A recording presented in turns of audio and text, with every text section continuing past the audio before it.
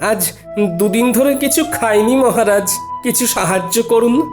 এটা কি করে সম্ভব গোপাল? তুমি তো কম রোজগার করনি, কোথায় গেল সেই সব অর্থ? বিশ্বাস করুন মহারাজ, কিভাবে যেন সব অর্থ আমার কাছ থেকে চলে গেল। ও গোপালকে এই অবস্থায় যে দেখবো সেটা ভাবতেও পারিনি। ইস, আমার কতদিনের মনোবাসনা আজ পূর্ণ হচ্ছে। বাবারি, ভাবা যায়? তোমার অর্থ তুমি বাজে খরচ করেছো, আর কে করবে? আমি চাইছি না মহারাজ, কিন্তু তবুও খরচ হয়ে যাচ্ছে। এটা কি সম্ভব গোপাল? তুমি চাইছো না অথচ তোমার জমানো অর্থ তোমার হাত দিয়ে খরচ হয়ে যাচ্ছে। এইরকম নির্ভেজাল গাল গল্প দেয়া কবে থেকে শিখলে গোপাল? ফাড়ামো বাদ দিয়ে এখন থেকে ফাজলামো শিখেছো? বাবা বাবা বাবা! গোপাল কোনো বিপদের মধ্যে পড়েছে, নইলে গোপাল তো মিতব্যয়ী, কোনো বাজে খরচ করে না। মহারাজ, আমি আপনাকে গোপালের পেছনে আর কোনো অর্থ ব্যয় করতে করজোরে নিষেধ করছি। আমারও তাই মত। মহারাজ, দয়া করে আপনি আর একটি মোহরও দেবেন না। আমারও তাই মত। গোপালকে আর কোনো অর্থ দেওয়া মানে ফসে ঘি ঢালা। কি হে বিজ্ঞানী, তোমার কি মত? আমার একটাই কথা বলার আছে মহারাজ, গোপাল তো মিতব্যয়ী, ও কোনো বাজে খরচ করে না। তাহলে আজ গোপালের এই অবস্থা কেন? গোপালের জীবনে কি এমন ঘটনা ঘটলো যাতে গোপাল এই অবস্থায় নেমে এলো? মতিভ্রম বলে একটা কথা আছে, জানো তো বিজ্ঞানী? দূর করে দিন মহারাজ, দূর করে দিন। যাও গোপাল যাও, তুমি বরং বাড়ি যাও, আবার তোমার পুরনো ব্যবসা নিয়ে হাটে মাঠে বসো। আমি আর তোমাকে কোনো সাহায্য করতে পারবো না। যাও, আর দাঁড়িয়ে থেকো না। তাহলে আপনি আর সাহায্য করবেন না? না গোপাল, আমার সব সভাসদেরাই তোমাকে সাহায্য করার বিরুদ্ধে। আমি তাদের বিরুদ্ধে গিয়ে তোমাকে তো সাহায্য করতে পারবো না। আপদ গেল। দিদি দিদি গো, এইটুকু নাও, কিছুদিন চালাও, এর মধ্যে দেখবে গোপাল দাদা ঠিক দাঁড়িয়ে যাবে। এই মোহর কটা রাখো, কাজে দেবে। কোথা থেকে কি হলো? কিচ্ছু বুঝতে পারছি না পুটির মা। একটা মানুষ রাতারাতি এইরকম ভাবে বদলে যায়। দিদা, আমি বলছি দেখো, গোপাল দাদু আবার ঠিক আগের মতো হয়ে যাবে। গোপাল দাদুকে দেখে আমাদের খুব কষ্ট হচ্ছে দিদা। সেই দিন দেখি ঢিল মেরে গাছ থেকে আম পেড়ে খাচ্ছে, আমাদের দিকে চোখ পড়তেই বলে খুব খিদে পেয়েছে তাই খাচ্ছি। ইস, এই দিনটাও দেখতে হচ্ছে আমায়। দিদি, গোপাল দাদা এখন কোথায়? রাজসভায় গেছে, দেখা যাক মহারাজ কিছু সাহায্য করতে পারেন কিনা।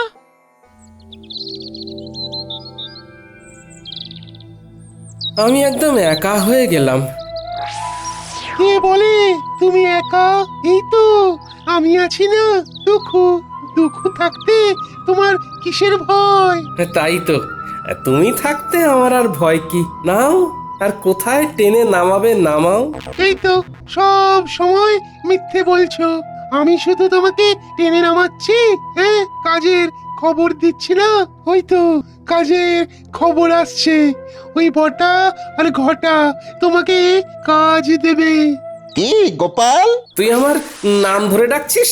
নাম ধরে ডাকছে বলে কি এমন মহাভারত অশুদ্ধ হচ্ছে শুনি? হ্যাঁ, শোনো, সেই দিন গেছে, হ্যাঁ, আর তুমি এখন একটা সাধারণ লোক। তোমার সম্মান প্রতিপত্তি সব চলে গেছে, দয়ায় বেঁচে আছো। একটা কাজ করবে, আমাদের বাড়ির চারপাশটায় কাল ভালো করে জঙ্গল সাফ করে দিলে 2টো মোহর পাবে। বলো করবে কিনা বলো? বলে দাও করবে। করব। তাহলে কাল সকালে ভোর ভোর চলে এসো, খাবার নিয়ে আসবে, খোরাকি দিতে পারবো না। কি গোপাল, ঠিক আছে তো? এই কাজটা ভালো করে করলে তোমাকে আবার একটা কাজ দেব, ঠিক আছে? আরে সেলাম করো, সেলাম করো, বলো ঠিক আছে প্রভু, বলো ঠিক আছে প্রভু। যাও গোপাল, ঘরে যাও। কাজ কিন্তু একদম ঝকঝকে করে করতে হবে, ময়লা থাকলে কোনো মোহর পাবে না। বুঝেছো? বুঝেছি।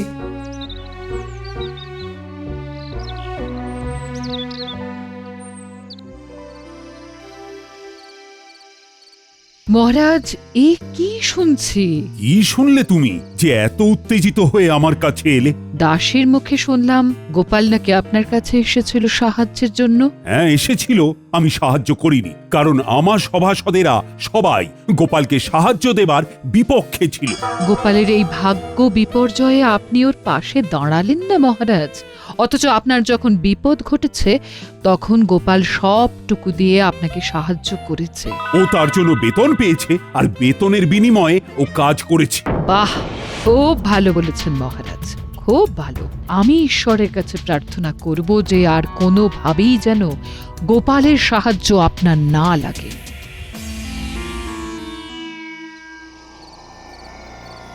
এতদিনে একটা ঠিকঠাক কাজ হয়েছে। ওহ, তোমার তুলনা নেই রাজ্যতীষী, তোমার তুলনা নেই। জ্যোতিষ মতে গোপালের এখন 7.5 চলছে, মানে কায়দা করে ওর জীবনে দুঃখটাকে এনে দিতে হবে। এ এখন লম্বা চলবে, লম্বা চলবে। কৃষ্ণনগরে গোপালের সম্মান নষ্ট হবে। কতজন কত চেষ্টা করেছে, কিন্তু তুমি যা করেছো তা আমি কোনোদিনও ভুলবো না। এবার আপনি আমাকে দেখবেন, আমি আপনাকে দেখেছি। গোপালকে চিরকালের মতো সরিয়ে দিয়েছি। এবার মহারাজ একা হয়ে গেছে, তখন গোপাল ছিল, এখন গোপাল নেই। এখন দুহাতে লুটে পুটে খাবো, কেউ বলার নেই। চলো বাজারে যাই, মোহর দ্বিগুণ করে আসি। বাজারে এত রাতে? আরে রাতের বাজারই তো আসল বাজার। চলো একটা মোহর নিয়ে চলো। বাজারে আবার এসব হয় নাকি? আরে বাজারে একটা জায়গা আছে, সেখানে একটা কল আছে। একটা মোহর দিলে তোমার ভাগ্যে যদি থাকে তাহলে ওই একটা মোহর থেকে 500 মোহর হাতে চলে আসবে। এই একটা কল, নাম হলো গেঁড়া কল। সত্যি বলছো? আমি তোমাকে কেন মিথ্যে বলবো বলো? হ্যাঁ, কিন্তু আমার কাছে তো কিছু নেই গো দুঃখু। চলো চলো হেসেলে চলো।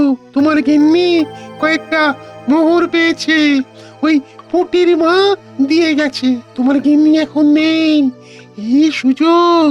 চলো মোহরগুলো নিয়ে নাও, তোমাকে ধনী মানুষ হতে হবে। বলছো? তাহলে চলো। কোথায় রেখেছে? কুলুঙ্গিতে একটা ঘটির মধ্যে রাখা আছে।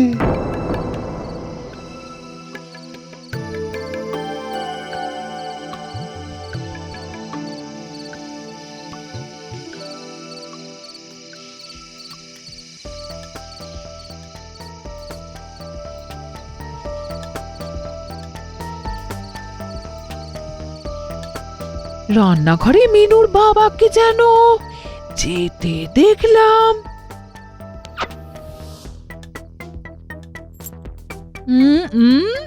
দেখি তো এখন রান্নাঘরে গিয়ে কি করছে। দেখি দেখি। হ্যাঁ, বলি হচ্ছেটা কি? আমার ঘরে শীত কাটছো? আমি যেটা বলছি সেইটা বলো। তুমি না আমার অর্ধাঙ্গিনী, তুমি তো আমার অর্ধেকটা। তুমি না আমার অর্ধাঙ্গিনী, তুমি তো অর্ধেকটা গো। এই থামো থামো, আমি কোথায় খাবার জোগাড় করতে হিমশিম খাচ্ছি আর তুমি আমার সঞ্চয় শীত কাটছো? শোনো, আমি হলাম গিয়ে তোমার গিন্নি, আমাকে ভুজুং ভাজুং দেওয়া অত সহজ নয়। দেখি দেখি গিন্নি, এইভাবে কেউ পরনের কাপড় নিয়ে টানাটানি করে? আমি তো বিকচ্ছ হয়ে যাব, আমার কাছা খুলে যাবে গিন্নি। আমার চোখকে ফাঁকি দেওয়া? ওরে বাবা, কি দজ্জাল গিন্নি গো তোমার। হ্যাঁ, ট্যাঙ্ক থেকে ঠিক বার করে নিল। দুঃখু, আমি কি বলেছিলাম? এখান থেকে চলো এখন। হ্যাঁ হ্যাঁ হ্যাঁ, চলো চলো। আমার এই সব একদম ভালো লাগে না। চলো চলো বাইরে চলো। বলি কোথায় যাওয়া হচ্ছে শুনি? বলো যেদিকে দু চোখ যায়। যেদিকে দু চোখ যায়? চলো, ছোট ছোট ছোট ছোট। এই শোনো শোনো বলছি। যা, এই চলে গেল। এ আমার কি সর্বনাশ হলো। কি হলো গোপাল বউ? গোপাল এরকম ঊর্ধ্বশ্বাসে ছুটে কোথায় গেল? আমার কপাল পুড়েছে, কি যে হলো বুঝতে পারছি না। ভালো মানুষটা যে এরকম কিভাবে বিগড়ে যাবে সেটা ভাবতে পারিনি। দেখো গোপাল বউ, দুঃখ করো না, আমরা সবাই আছি সাথে, জড়িয়ে আছি হাতে হাতে। গোপাল আবার তুলবে মাথা, যেন বৃথা হবে না আমার কথা। এই নাও গোপাল বউ, এই মুহূর্তে গোপালের কোনো কাজ নেই, তোমাদের চলবে কি করে? আমি আর বিজ্ঞানী মিলে দিলাম কিছু অর্থ, আমাদের প্রার্থনা হবে না কো ব্যর্থ। ও দুঃখু, আছো তো? আছি মানে একেবারে লেপ্টে আছি, তোমার ঘর থেকে এ জন্মে আর নামবো না। ওই যে মোহর দ্বিগুণ হওয়ার কলটার কথা বলেছিলে, সেখানে কি করে যাব? হাত তো একদম খালি। একটা জায়গা আছে, চলো সেখানে যাই। তোমার একটা কিছু তো ব্যবস্থা করতে হবে, নইলে খরচা করবে কি করে? চলো চলো চলো, সোজা চলো, একদম নাক বরাবর।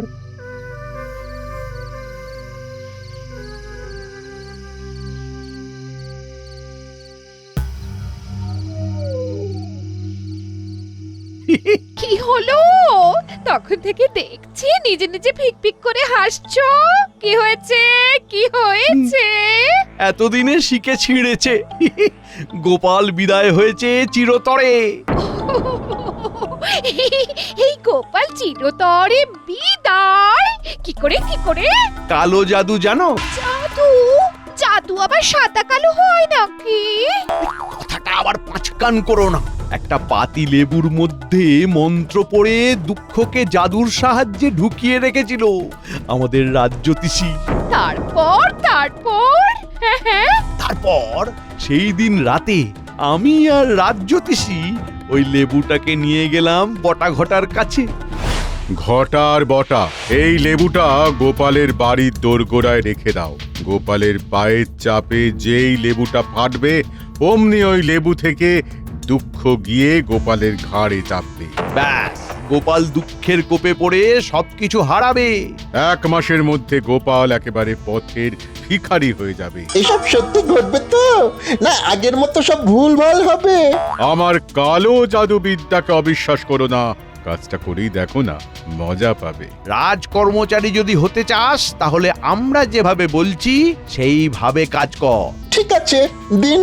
এবার চলো, আজ রাতের মধ্যেই এটা করতে হবে। খুব ভালো সময়, আজকের পরে আবার 6 মাস পরে এই তিথি আসবে, সুতরাং বুঝতেই পারছো।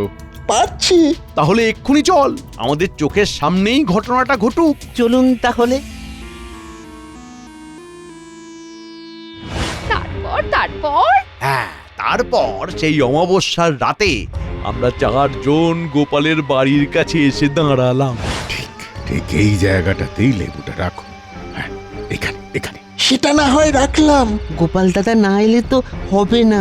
আরে আমরা এসেছি কি করতে? ওকে ডেকে বাইরে বার করব, তোমরা দেখে যাও খালি খেলাটা। তোরা তোদের কাজটা কর, নে নে রেখে আয়। রেখে এসে লুকিয়ে পড়ো। মন্ত্রীমশাই আপনিও লুকিয়ে পড়ুন। আর হ্যাঁ বটা, লম্ফটা আমার হাতে দিয়ে যা। এইখানে লেবু। ও গোপাল, একটু বাইরে এসো না। কে? আরে আমি রাজ্যতীষী। তোমার সাথে একটা খুব জরুরি প্রয়োজন আছে, একবার বাইরে এসো না গোপাল। ও বাবা, এত রাতে রাজ্যতীষী? আসছি।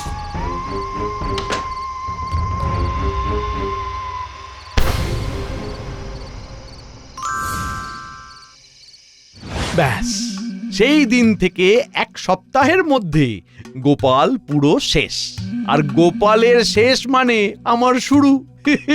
এবার দেখো কিভাবে আমার সঞ্চয় বৃদ্ধি করব। প্রথমেই তোমাকে 7 নলি একটা হার দেব, বুঝেছো? সত্যি বলছো? সত্যি সত্যি সত্যি, এই 3 সত্যি।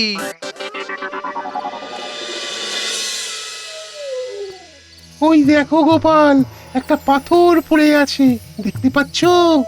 অন্ধকারে কিছু দেখতে পাচ্ছি না, তুমি আমাকে নিয়ে চলো। এই যে এই পাথরটা, এই পাথরটাকে ঠেলো ঠেলো ঠেলো। এগুলো কি? গর্তের মধ্যে এগুলো কি? এগুলো সব তোমার। নতুন করে খরচা করতে শুরু করো। বস্তাটাকে তুলে নাও, নাও নাও, তুলে নাও। হ্যাঁ, তারপর রাতের বাজারে চলো। ওই গেঁড়া কলে মোহর দেবে, আর মোহর দ্বিগুণ হয়ে যাবে। সুযোগ এসেছে দুকুকে ঘাট থেকে নামানো। একটা সোনার মোহর গর্তে ফেলে দিই। কি গো গোপাল, হলো?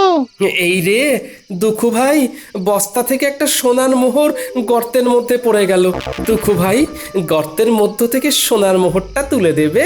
এ বাবা, ভালো করে ধরতেও পারো না। দাঁড়াও দাঁড়াও, দেখছি। উহ, কি শান্তি! অবশেষে দুঃখু নামলো ঘাট থেকে। এবার শান্তি শান্তি, মহা শান্তি।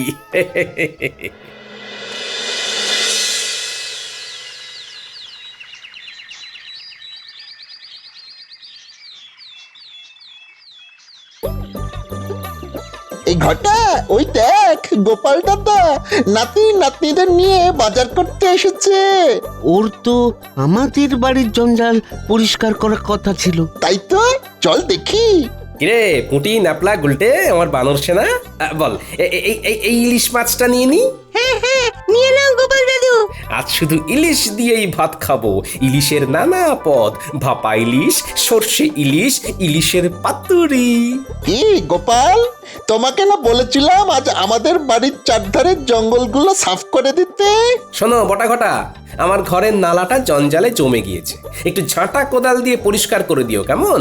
তোমাদের 3টে করে সোনার মোহর দেব। তাড়াতাড়ি এসো কিন্তু, নইলে অন্য কাউকে দিয়ে করিয়ে নেব।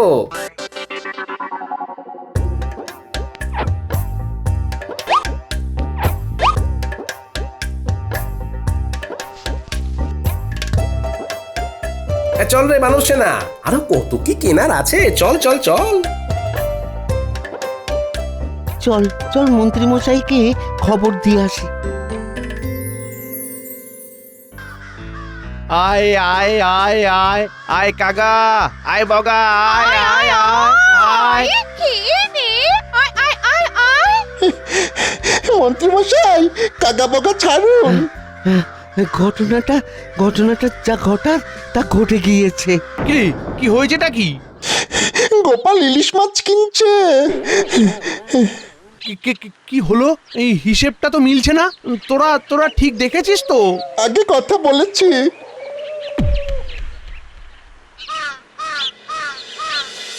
এই তো, আবার তোমাকে নিজের জায়গায় দেখতে পেয়ে খুব ভালো লাগছে। তা কি হয়েছিল গোপাল?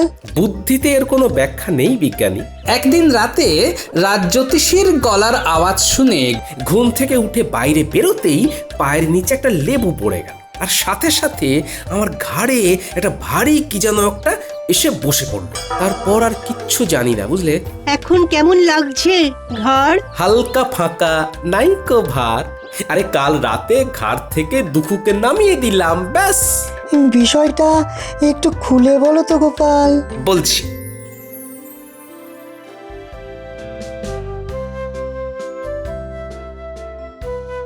শুনেছেন মহারাজ, গোপাল আবার নিজের জায়গায় ফিরেছে। আমি গোপালের বাড়ি যাচ্ছি, আপনিও আসুন। দাঁড়াও দাঁড়াও দাঁড়াও, সকাল থেকে আমিও শুনছি। ব্যাপারটা কি জানতে হবে। চলো চলো, তোমার সাথে আমিও যাব। গোপালের কেনই বা ভাগ্য বিপর্যয় হলো, আর কি করেই বা সেখান থেকে সে বেরিয়ে এলো, এটা জানাটা খুব দরকার। চলুন।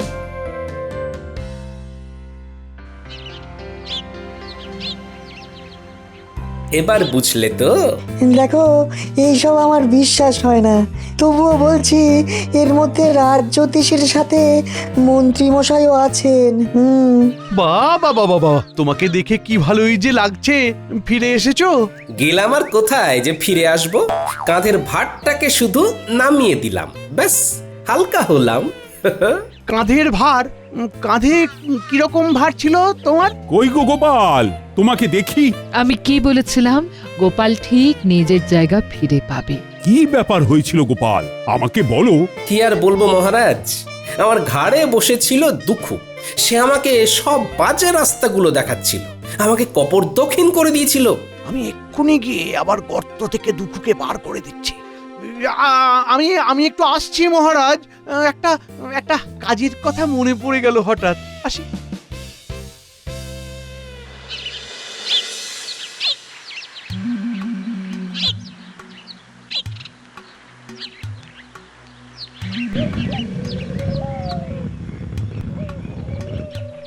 তুমি কে গো? আমি এই রাজ্যের মন্ত্রী দুঃখু, আমার ভাই। যাও যাও, আবার গিয়ে গোপালের ঘাড়ে চাপো, ওকে আবার সর্বশ্রান্ত করে দাও। তুমি ওকে এত উপকার করলে, ও তোমার ক্ষতি করলো দুঃখু। না, গোপালের কাছে আর যাব না, ও বড় ভয়ঙ্কর। তার চেয়ে তুমি বরং খুব ভালো।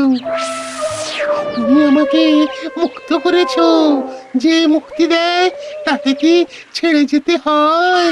হ্যাঁ, আজ থেকে আমি তোমার কাছে থাকবো। বলো কি?